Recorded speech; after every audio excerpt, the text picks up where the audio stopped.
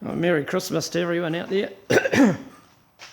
In New Zealand, it's Christmas Day today, one day before most of the other people in the world. I was sick of eating, so I've come out and I thought I'd take a picture of this thing and put it on the net, just to show some dimensions, anyone who wants to build one. The cylinder is a LPG tank. I can't remember the dimensions of it. It's like 200 diameter by about 250 high. This is 1/4 inch, so I've teed a 1/4 inch into there, and 1/4 inch tap and 1/4 inch air fitting. Then down the side we've got 1/4 inch fuel line, and underneath I've put a 3/8 tap in there. God, my finger must be over the camera piece. We've got 3/8 tap coming out to give you this amount of sand. I put a little extension on the tap so that you can put it off halfway or fully on. There's a little bit of sand in that tank, so I've probably just blocked it up. You normally turn it on before you put it on. The delivery pipe is also 3/8 fuel line, and the little wire is an earth wire between the tank and the nozzle on the end. The nozzle on the end is a lathed down piece of 22 barrel, which is I think 5.5 millimeter bore or something. And even if you're not touching the steel, you get massive amount of boots from the static electricity off the rubber. So I had to put the earth on there, earth it all out to the machine so that I didn't get bloody shocks. The shocks were actually coming up through the ground into my feet, and I was wearing shoes. This thing, I've only got a very small compressor. I fill up 2 tanks and I run this thing at about 80 psi full out. It's got a ton of power. It'd blow your fingernails if you've got your fingernails in the way. Pulled out the tap out of the top and went from there to 25 mil. So 25 mil tap to open up and let the sand in.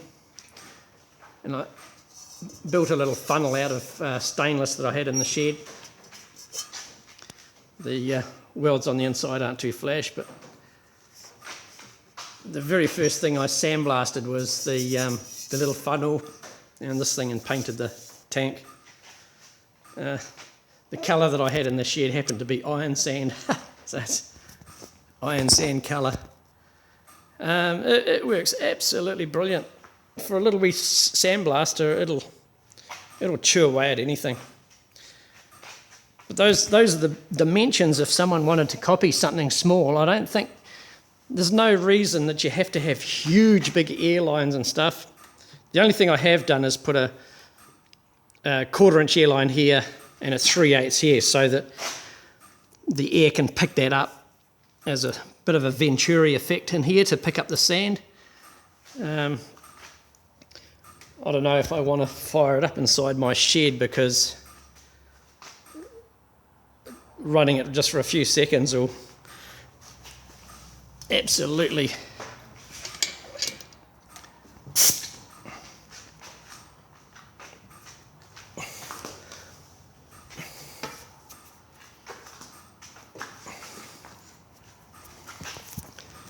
I usually just bend the top over and start it, power it up, and let it go while the thing is on off.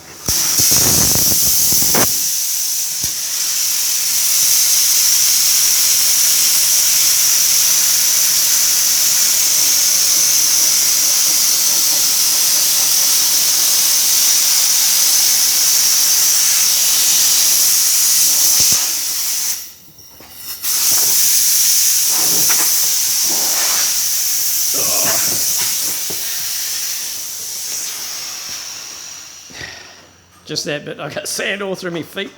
There's shitloads of sand on the shed floor. The sand that I bought was $12 for a bag of sand at Bunnings, or Mitre 10 or whichever, and I got a 20 litre bucket full of sand for that, but I ran that sand through for about 7 times and it finally disappeared, so I'm onto another bag. Next time I'm going down to the river and sift out a whole lot of river sand, just use river sand. I think you really should have the silica sand. You really should have a breathing mask because the silica is not too good in your lungs. Oh shit! There's the dust in here now. It's probably all over my caravan. But that's really simple. You don't have to put the expensive gear in, expensive bloody pipe work and stuff. There's got enough grunt on that to clean anything, and it doesn't use a lot of air. I get a lot of sandblasting done before it runs out of air. Oh well, I hope you have a good Christmas tomorrow, you guys out there in other parts of the country. I got a few little projects that I'm just doing at the moment too. There's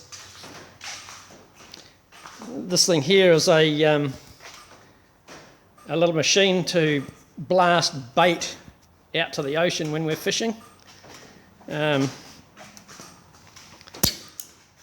This is going to be the barrel for it, so you load your barrel up with your sinker and your baits.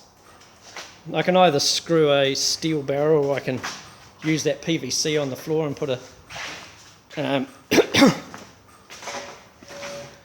plastic one on, but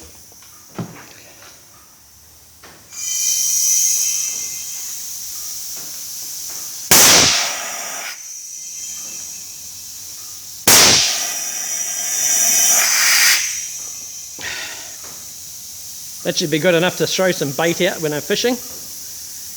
And I'll just hook it up to a casting reel, and it should just fly off the casting reel. Mate's just bought one he bought one, I'm building mine, but he's getting about 150 to 160 metres. So I'm going to put this together. I'll give it a bit of a demo and see how it runs. I think it's few leaks in at the moment, so it's got a bit of sealing up to do, and I've just got to put this piece here,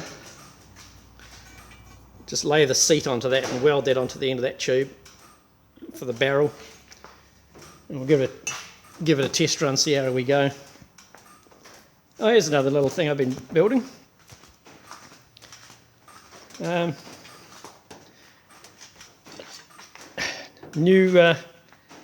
Where can we put this so we can see it? A new 22 pistol, a 22 rifle with a 22 caliber slug guns. Runs on about 2000 psi. Unfortunately, we've got a dud barrel and it's not accurate yet, so you're going to have to chuck that barrel away and probably be getting a Walter Luther barrel for it, I think. They're the things that really shoot straight. I haven't had any trouble with those barrels. I think the other slug gun, oh here it is. This one here's got the Walter Luther barrel on it. See, it's a bigger, fatter barrel. That's a 12mm barrel. And this one is a 15. Hell of a lot better. I've put the Canistron, which pumped it up to 3000 psi, and I can get about 80 shots out of that. up to 30 metres. That thing's spot on. It'll shoot bullseyes at 30 metres. This one here, I'm not going to shoot the back arse of a barn with the way that thing goes. 20 metres, it's got a spread of about 20mm, 30mm, which is absolutely pathetic. So I'm going to get a new barrel for that. We might do a run on that and just see how close we can get that thing going.